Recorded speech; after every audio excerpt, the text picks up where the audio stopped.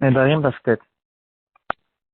Bonjour, aujourd'hui on va voir encore quelques détails qu'on a commencé déjà à voir hier à propos des Nedarim qu'on peut rencontrer de notre temps. Nedarim en ce qui concerne les mitzvot et toutes sortes de Nedarim.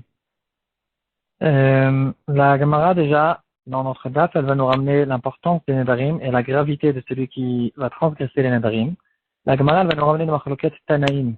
Est-ce que quelqu'un qui veut faire un Neder pour se renforcer dans une mitzvah, par exemple pour un korban, est-ce que vaut mieux qu'il ne fasse pas du tout de nedarim, ou bien on préfère qu'il fasse des nedarim et qu'il accomplisse? Donc, en fait, on a toujours des intérêts contradictoires. D'un côté, ça peut être bien de faire un neder, ça force la personne à avancer. D'un autre côté, c'est un certain danger. Quand il va faire le neder, s'il ne va pas l'accomplir, alors il est rentré dans une avéra qui est encore plus grande. Donc ici, il faut faire très attention. Donc il faut essayer d'attraper des deux côtés. Et la halakha sera qu'on préfère quand même de ne pas faire du tout de nedarim, même quand on va prendre sur nous un bon engagement dans la Torah, on ne va pas faire avec un neder. On va prendre un engagement sans le neder, on va dire du neder, et comme ça on ne va pas rentrer dans l'interdiction qui est très grave des nedarim. Le Shulchan Aruch, on a commencé déjà à le voir hier, se trouve au début de Siman Resh Gimel. Le Shulchan Aruch, il va nous dire, de manière générale, on ne fait pas de nedarim, on ne jure pas, on n'a pas le droit de jurer, surtout si c'est pour rien, ou pas pour une bonne raison. Et le Shulchan Aruch, il va nous dire, même pour une tzedaka, si quelqu'un il veut s'engager à donner de la tzedaka, on ne va pas faire en tant que shuvuah, pas en tant que serment. Et le Shulchan Aruch, il va nous dire que s'il fait quand même un serment pour la tzedaka parce qu'il sent que ça peut le forcer, alors dans ce cas-là, euh, il doit être sûr qu'il ait l'argent, qu'il a l'argent tout de suite, qu'il le possède. Et on va de toute façon préférer que quand il va faire la chevoua, quand il va prendre sur lui cette tzedaka, alors qu'il ait déjà l'argent et qu'il le donne tout de suite. Donc il va attendre d'avoir l'argent en liquide et qu'il puisse le donner tout de suite. Sinon, il va, bien sûr, de manière générale, on préfère tout le temps dire blinéder. Euh, Ici, le Shulchan Aruch, il va nous trancher la halakha comme dans votre parroquette de Rabbi Yehuda et Rabbi Meir, si je me rappelle bien, que on préfère ne pas faire du tout de nedarim plutôt que de faire des nedarim même s'il est sûr de les accomplir. Et les poskim, ils vont parler aussi en ce qui concerne les nedarim qui ont fait devant le Sefer Torah, quand on fait Mishéberach. Alors, on prend sur nous de donner de la zaka à la choule. Ici aussi, à l'époque, aujourd'hui, certaines communautés ont l'habitude de rajouter du neder. Ceux qui ne rajoutent pas blinéder, il faut faire très très attention de faire ce neder, surtout si c'est devant un Sefer Torah, c'est encore plus sérieux. Et la raison pour laquelle dans certaines communautés on est méquel, on ne dit pas blinéder, c'est parce que on compte sur le gabaï qui va rappeler les gens de donner leur don, il va forcer un petit peu les gens. Il va les rappeler pour ne pas qu'ils oublient à donner leur don qu'ils se sont obligés de donner à la choule, pour ne pas qu'ils rentrent dans cette avéra de Nédarim. Il y aura encore un point que les postim vont ramener, quelqu'un qui a fait un engagement, les Louis Nishmat.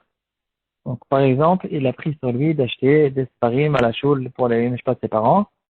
Ici aussi, il faut faire très très attention parce que ça peut causer un grand douleur à la Neshama qui attend, qui sait ce qui se passe et qui attend qu'on accomplisse cette promesse et qui attend cette bonté, cette joie qu'il va recevoir lorsque il y aura ce Léu Nishmat qui va être fait. Et entre-temps, si on oublie, si on ne fait pas, ça lui cause un grand douleur et c'est bien sûr encore beaucoup plus grave que s'il n'avait pas du tout pris sur lui cet engagement. Le Tshuvot Vanagot de Rav Moshe Steinbuch, il va parler aussi de cette chose-là. Et il va nous dire que même quand quelqu'un il prend un engagement et il dit Blineder, il faut savoir que Blineder, ça ne veut pas dire qu'on va pas le faire, l'engagement n'existe pas du tout. Il y a quand même une obligation de le faire, mais quand même, on dit Blineder pour ne pas rentrer dans la gravité des Nedarim. L'engagement quand même existe toujours. Donc il ne faut pas avoir peur de quelqu'un qui dit Blineder quand, par exemple, dans un gala, ou quand on fait un appel de fonds, et que les gens prennent sur eux de l'argent, on peut dire Blineder, l'engagement il existe, c'est pas qu'il a été effacé. Est-ce que quelqu'un a le droit de faire un éder quand il est dans une détresse? quelqu'un il a une grande détresse et il dit si Hachem il me sort de cette détresse, alors je donne tant et tant à la tzedaka. Comme ça, avec le mérite de la tzedaka, ça peut me faire sortir de cette détresse. Le Ben Ishraï, il va nous dire que certains disent que c'est dans ce cas-là, c'est moutar les katrila. D'autres diront que même dans ce cas-là, on fera attention de ne pas faire des nedarim. Et quoi qu'il en soit, s'il a fait un neder dans une détresse, certains diront qu'il n'y a pas du tout de hatara. Même hatarat nedarim, on ne pourra pas le faire. Il sera obligé de le faire. C'est comme des nedrei mitzvah qu'on ne peut pas du tout faire de hatarat nedarim. Le Ben Ishraï, il va nous dire encore une chose, que quand quelqu'un il va dire je compte faire telle et telle chose, je vais faire telle et telle chose, et cette chose-là, c'est une mitzvah, dans ce cas-là, c'est considéré comme un neder, et malgré qu'il n'a pas dit cette chose-là avec un lachon de neder, il n'a pas dit je jure, il n'a pas dit je prends sur moi un engagement qui sera comme une chevoie, etc. Il n'a pas dit un lachon de neder. Alors, malgré ça, puisque c'est une action de mitzvah, alors ici, ça sera considéré comme un neder. Ici, il y a quelque chose à expliquer quand même. Hier, on n'a pas suffisamment, j'ai remarqué qu'on n'a pas suffisamment bien expliqué ce point.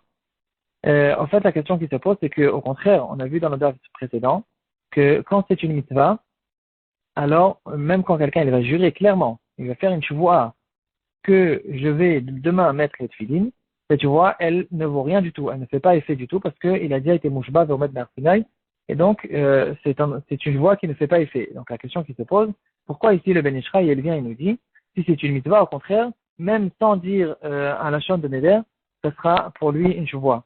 Donc ici, ce qu'il faut dire, en fait, l'explication qui sort de la Sugya, c'est qu'il y a trois sortes, il y a trois degrés de choses. Si c'est une mitzvah obligatoire, complète et évidente, comme les tefillin, comme on vient de voir, ou la mata à Pessah, dans ce cas-là, même quand il va dire clairement une chevoie, ce ne sera pas une chevoie. Si c'est quelque chose qui est pas du tout une mitzvah, donc le cas extrême, on va dire, quelque chose qui n'est pas du tout une mitzvah, ici, c'est ça qu'on va voir dans toute notre maseret, que quelqu'un il peut prendre sur lui un engagement, il peut faire une chevoie ou un éder, et ça va faire effet. Ça va faire effet. Par contre, ça va faire effet que dans un cas où il a dit un langage de chevoie dans n'importe quelle langue ou dans n'importe quelle manière. Ça peut être des kinouïm ou des adot, comme on voit longuement dans notre Gemara. Mais il faudra impérativement dire à la chambre de chevoie. Sans la chambre de chevoie, il n'y a rien du tout, c'est pas une chevoie. Et ici, on arrive au troisième cas. C'est quelque chose qui n'est pas une mitzvah obligatoire. C'est une mitzvah facultative. C'est une mitzvah qu'il y a plusieurs possibilités de la faire et moi je choisis de la faire d'une certaine manière. Comme par exemple, la mitzvah de tzedaka.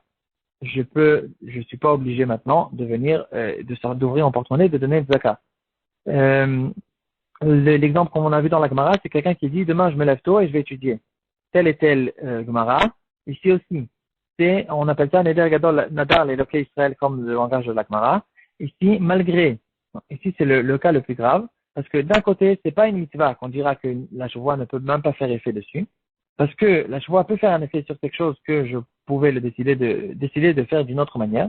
Et d'un autre côté, le fait que c'est pas quelque chose qui est complètement réchou, c'est quand même quelque chose qui est considéré comme une mitzvah, alors ça aggrave cette chose-là. Et on dira que dans ce cas-là, même s'il n'a pas dit un lachon de neder, alors on considère que c'est comme une chevoie, un engagement qui est très fort, et il devra le faire. Donc on a vu ici les trois degrés, je pense que c'est vrai.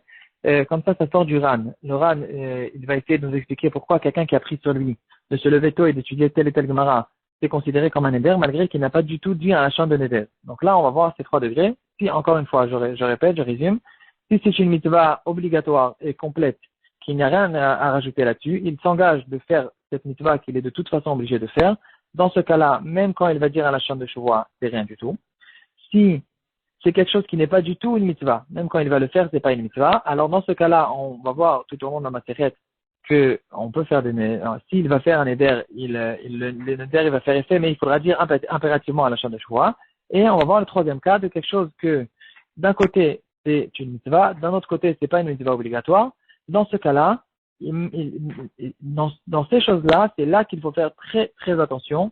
Chaque fois que je vais m'engager, que je vais dire que je vais faire telle et telle chose, je vais demain construire la souka, je vais me lever, je vais étudier le Daf Yomi, je vais donner tant et tant de zakat, toutes ces choses-là, c'est des mitzvot qui sont facultatives et au contraire, Ici, c'est encore pire. Même quand je vais m'engager, je vais dire que je le fais, si j'ai pas dit clairement que c'était Blineder, dans ce cas-là, cet engagement, il est très fort et il est considéré comme un éder, même sans la chambre de chevois. Et donc, c'est là, le Ben Ishraï, il va nous dire, habitue-toi de dire tout le temps Blineder parce que tu peux pas savoir pratiquement la majorité des actions qu'on fait au courant de la journée.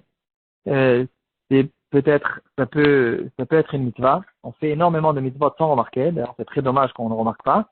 Mais quoi qu'il en soit, j'aide une personne, je fais quelque chose qui peut aider même ma femme ou mes enfants, c'est aussi considéré une mitzvah. Ça peut être du chinour, ça peut être beaucoup de choses qui sont considérées comme des mitzvot. Et donc, il faut s'habituer de dire Blinéder parce qu'il y aura tout le temps une mitzvah qui va être faite par cette action.